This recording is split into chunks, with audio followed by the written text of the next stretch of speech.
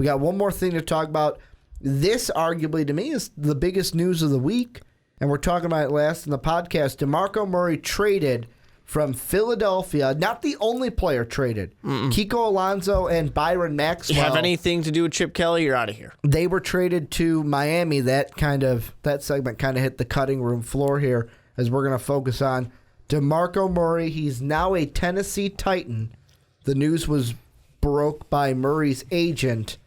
What were your first thoughts when you saw DeMarco going to Tennessee, and what do you think this brings to the Titans? Well, I think my first thought was like, wow, he really did hate Philadelphia, huh? Like, that left a stink. The coach isn't even there anymore. He's gone, and they still can't keep you around. You know, there's some stink there. But I think that, you know, there's... Obviously, Jacksonville is kind of building itself up. Indianapolis is a real team. The Houston Texans want to be a real team. But all of a sudden, it's like, oh, Tennessee Titans. Maybe they're going to try and be a real team too right now. Because right now, you know, 3-13, they're kind of bottom feeders. No surprise. But they got the new quarterback. They're about to get the best, you know, offensive lineman in the draft. Now they're going to get a running back too. So you're going to improve your passing game. You're going to improve your running game. And that offensive lineman is going to help both of them out with that. Suddenly, the Tennessee Titans look like they might actually, not necessarily competing for the playoffs or the division, but in a couple of years, they might be an actual team that makes a difference in the AFC South. Well, and the one thing I was thinking of was the first kind of thought when it happened was, holy crap, what's going on here? Like, why are they trading? Like, they can't work with DeMarco Murray in a new system.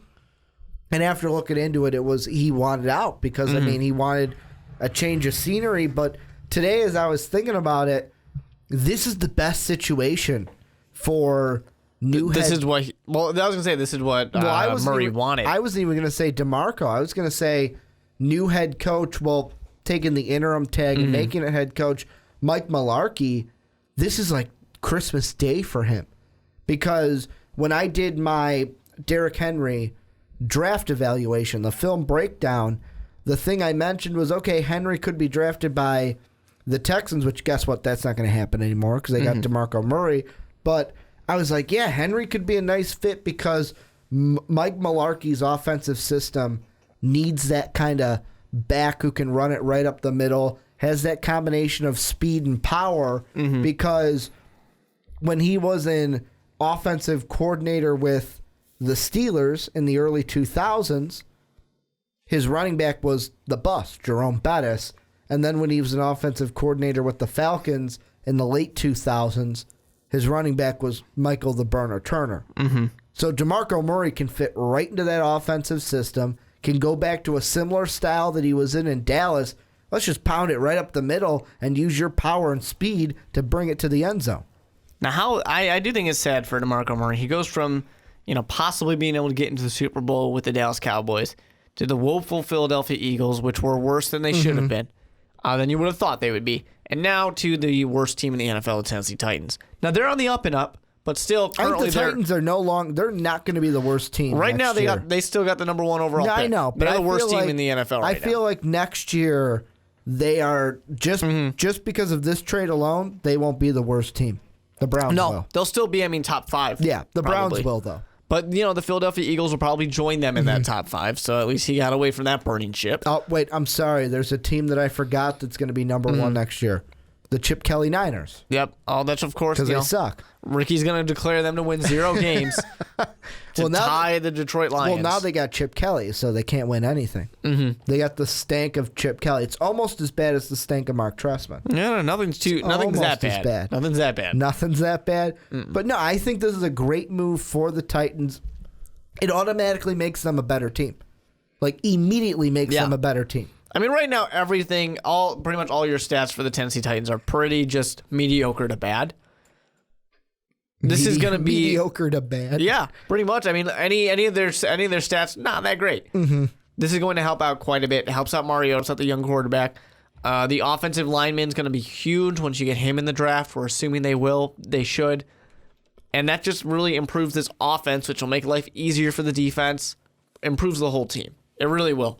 This is a good This is pretty much as good of a move that the Tennessee Titans could have made, and nobody expected it to happen. Well, here's kind of, if you're thinking, okay, Ricky, what's the comparison here? The main running back who had the most carries for the team last year was Antonio Andrews. He had 143 carries last year. DeMarco Murray with the Eagles, 193. So DeMarco had about 50 more carries than Andrew. In those 50 more carries, DeMarco had almost 200 more yards, 520 to 702. So about 18 yards shy of 200 more yards than Andrews. They averaged about the same average with 3.6, and Murray doubled them in touchdowns, 6 compared to 3. However, the one thing you got to look at is that was in a system that didn't fit DeMarco Murray, and he was still able to outperform your running back. That's what you're looking at if you're a Tennessee Titan fan. Yeah, I mean, this is pretty cut and dry. Getting DeMarco Murray improves the whole team. They're a better team. You know, unfortunately for them, the entire AFC South essentially got better, and is going to keep getting better this offseason, you'd assume. So it's going to be tough for them. I still think they're pretty near the bottom. I don't think it improves them that much this year, but 2 years from now, 3 years from now, this might be an actual team to look out for. Well, at least they can say we don't have the worst running back situation anymore because Houston got rid of Foster. The Colts still don't have a running back. I don't care if Frank Gore's still on the team. He's not the Frank Gore that he was in San Fran. To me, the best 2 running back situations in this division are now Jacksonville with the TJ Yeldon in his sophomore season, what he can do. And now the Titans have arguably the best running back with DeMarco. Yeah. I mean, you're comparing them to teams that just don't have running backs, essentially. Yeah. But yeah. But I mean, having a running back is better than not having one, or having garbage because you don't have that quality. I mean, I would like to have Andrew Luck. Andrew Luck would make me happy. Andrew Luck makes everything better. But there's one last thing I want to bring up with this topic.